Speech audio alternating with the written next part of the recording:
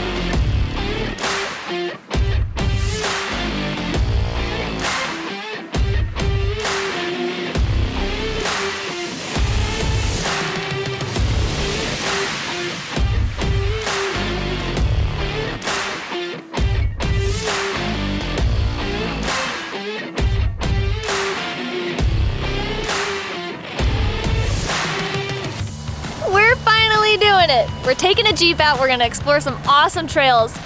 Twisted Jeeps has been so awesome to us. Not only did they give us a book with maps and directions on how to get to all the places we want to go and explore, but they recommended some really awesome, cool, scenic things.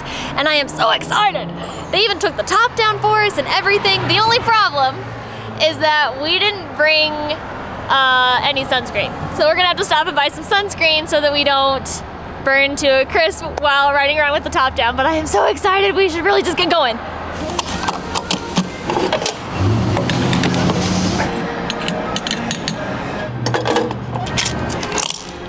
So you do have to return these Jeeps with the same amount of fuel that they had when you first took it out. So we figured we better just fill the tank up to begin with because we're gonna be doing a lot of driving today. There's 3 trails I think we plan on going on. So, you know, we figure if we fill up a little too much fuel and we return it with more than it had, oh well, it's better than running out of fuel while out in the middle of nowhere, right?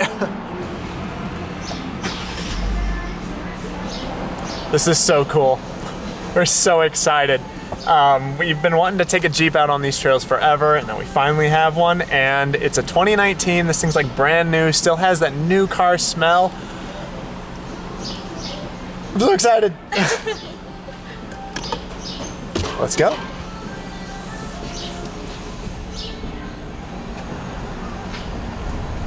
So the first road that we're going on, our trail, off-roading trail, is in Canyonlands National Park. It's called the Shafer Trail, and we really wanted to go on it because in our first Canyonlands video, we saw people going down the Shafer switchbacks from the very first overlook in Canyonlands, and it just looked so awesome. So we knew if we were ever gonna get a Jeep, if we were ever gonna rent a Jeep in Moab, we had to go down the Shafer switchbacks, and that's the first place we went to. Oh, that's a big drop. That is so awesome. Oh man, I'm so pumped, so pumped.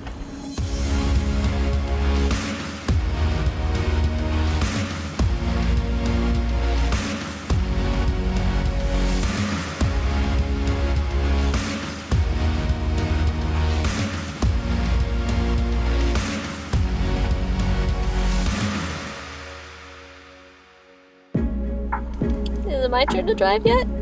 It is so your turn to drive. I'm so excited. Yay, all right, switch me, switch me.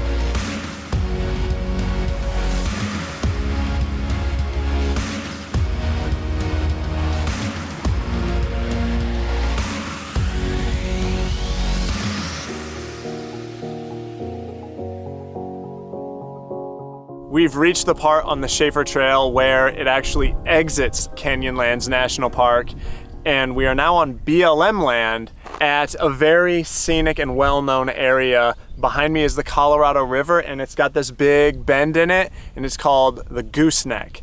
And right here is incredibly beautiful. I cannot tell you how awesome of an experience this has been already. We're not even halfway done with the first trail yet, and I can already tell you that if you come to the Moab area and you don't have a vehicle that can handle terrain like this, you have got to rent a Jeep. This is, I don't know, this is just incredible. Our first time into Canyonlands was amazing, but this just gives so much of a different perspective actually being down in the canyons.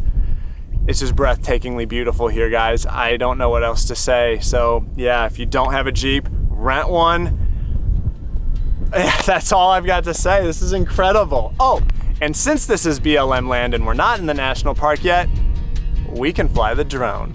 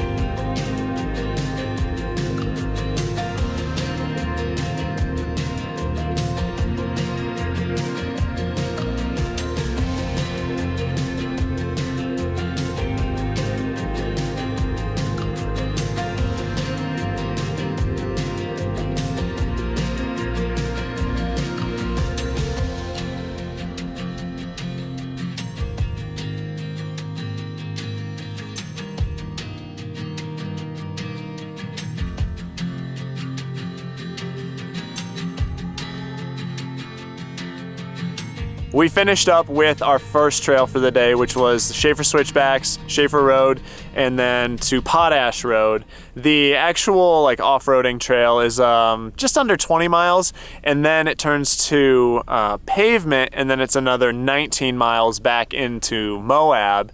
And you actually you start in Canyonlands National Park, and then it goes on to BLM land, and then it goes on to private land owned by a potash company. I think it's Intrepid Potash, and you pass by these evaporation pools, which are massive. And if you look at Google Maps, the satellite view is crazy. They're all kinds of colors, like an electric blue, the reds, yellows, and whites. And what they do there is they're mining for potassium to be used as fertilizer. So I did a little reading once we finally got signal, and apparently they pump water down into these deep underwater or underground caverns that contain a lot of potassium chloride.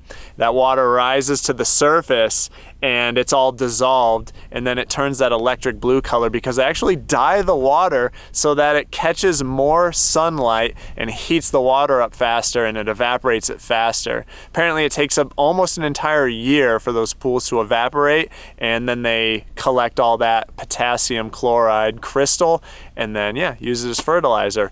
But we are done with that trail. We wanted to do 3 trails today, but we spent just so much time on the first one just because it was so awesome. Canyonlands is just epic in every sense of that word. So we spent way too much time, of course, which we're pretty good at doing. But we do have enough time for a second trail. We're on the Long Canyon Trail, and it's a lot shorter. It's only about 7.5 miles, I believe, long.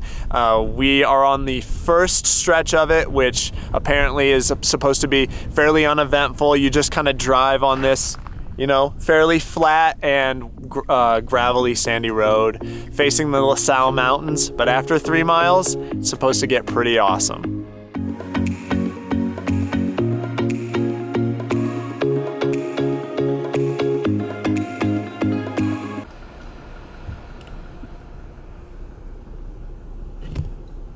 Okay, so according to the map, this is called Pucker Pass.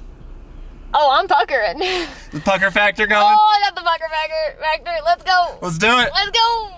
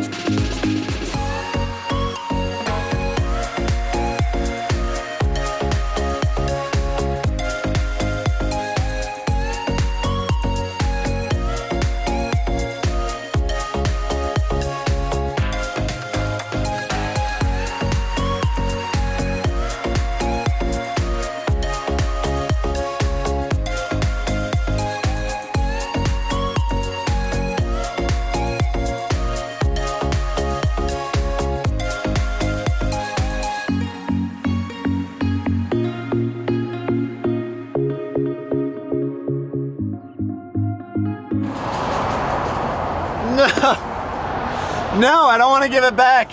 I mean, I love my truck, but this thing's awesome. We had a blast today. That was so much fun. And I mean, honestly, I think we could have taken the truck on those trails we did today because they are like easier trails where 4x4 isn't really required. But the reason we really wanted a Jeep for them is because our truck is huge and I don't think it has the turning radius to get through some of those switchbacks, especially on the Shafer switchbacks. I was blown away with how tight this Jeep can turn, and it was just fun, and it was cool having this like lifted 4x4 off-roading machine. Yeah, I really don't want to give it back. We're Jeep jealous all over again, but at least this time we got to spend some time in one. You know what a good thing is though? What's that? It's a good thing we didn't take the truck because we probably would have lost the truck cap on some of those big bumps. I know, right? With like the whole frame twisting so much and just pop off. Yeah. That probably wouldn't have actually happened, but yeah. Huge thanks to Twisted Jeeps though for making this awesome adventure possible.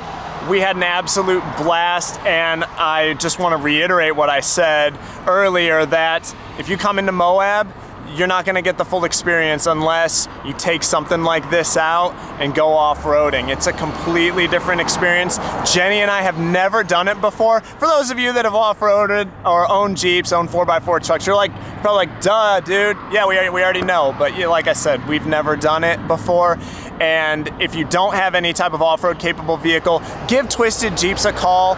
The reason we chose them is because their Jeeps are loaded. They've got bigger off-road tires on them. They've got upgraded suspension, upgraded exhaust. These things sound awesome. So definitely come to Twisted Jeeps. If you come into Moab, they'll take care of you.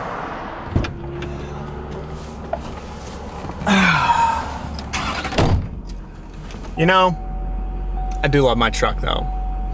Helga gets us everywhere we need to go. And you know, she may not be the best truck, she may not be 4x4, or really off-road capable at all for that matter. Well, a little bit. She is kind of raised up off the ground a bit, but you know, she gets the job done. But does her horn work today? Yes, after a couple pumps. The horn relay's been acting up. I need to change that. It's right there. I think a Jeep might be in our future. What do you say, Jenny? Oh yeah, probably. All right, I'm hungry. Let's go home. All right, let's go.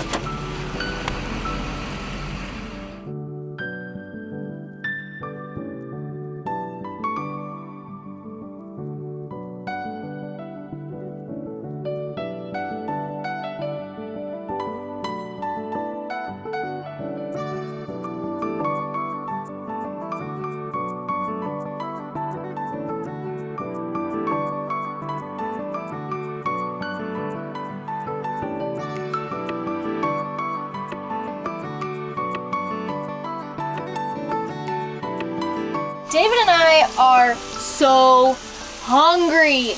All we had today so far has been breakfast, and it was just before we picked up the Jeep, and then we didn't eat all day long. We didn't pack a lunch, we didn't stop anywhere and eat, and now it's 6:30 at night. So I'm making a big meal. I'm actually making enough for Thomas and Stacy too, because they're gonna join us for dinner, but I'm making a stir fry. And normally I post my recipes on our Patreon page, like any new ones that I really like. This is David's favorite, but I cannot take credit for it actually. So, if you want to make this stir fry, buy this bag of noodles. They're called udon noodles by Kame, and the recipe's on the bag. The only thing I do is, this calls for red pepper and broccoli. I also add asparagus and zucchini. So, that's the only thing that I do different. Anyway, so if you want to make this stir fry, just buy this bag of noodles and you're good to go. And it is delicious! It is so good! So delicious, we eat it all the time. This is our favorite meal. And Thomas and Stacy get to try it for the first time. And I'm a little nervous. I hope that they don't hate it, but David and I love it, so I think they will too.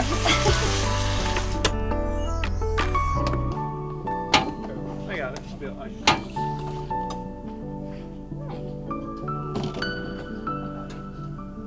The reason we come over here and eat with them is because they have more seating than we do. We only have the 2 chairs and the bed. I mean, you could eat on the bed, but I don't think you want to do that, right? You're still gonna break your chopsticks apart, sorry. I hope you guys like it. This is my favorite meal that Jenny makes. I'm excited. Without, like, bar none, this is, like, the best. Thanks for not making me the only 4th person. I can't stand chopsticks. He refuses to even say Yeah. Some board's not as coordinated, you know. Exactly. No, that's what it is. Well, you saw me yesterday with the sushi. I was like,